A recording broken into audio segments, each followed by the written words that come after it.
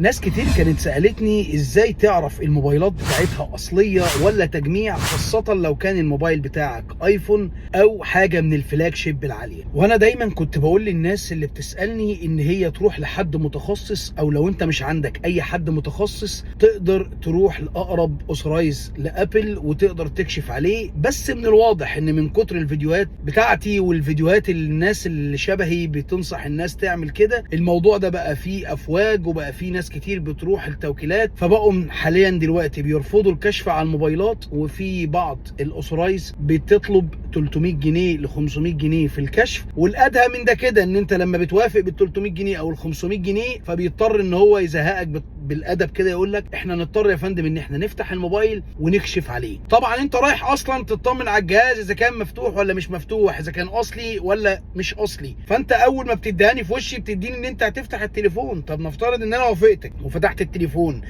مثلا طلع تجميع او طلع فيه حاجه متغيره من جوه، ما انا لو رجعت ارجعه تاني للشخص اللي انا مشتريه منه هيقول لي انا مديهولك مش مفتوح، فبرضه الموضوع لقيته صعب. طيب فانا قررت قرار ده اول مره انا اعمله.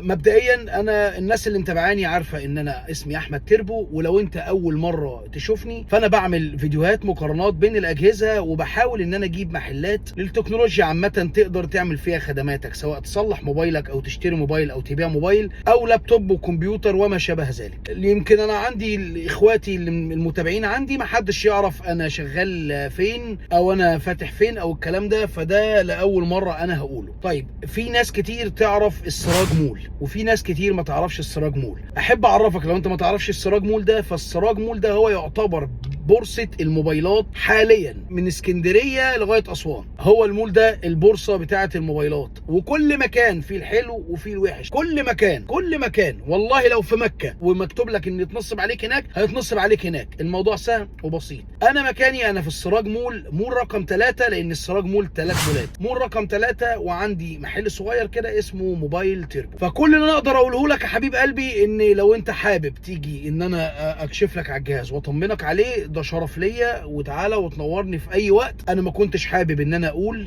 انا فين، لان انا بطبيعتي عامل الفيديوهات دي لوجه الله، مش للاتجار ولا للبيع ولا للشراء. بس لما لقيت ان الموضوع وصل ل 300 و500 ويقول لك هفتح التليفون، فلا انا بصراحه انا مستغرب حاجه زي كده. تنورني في اي وقت. محل اخوك كان معاك احمد تربو.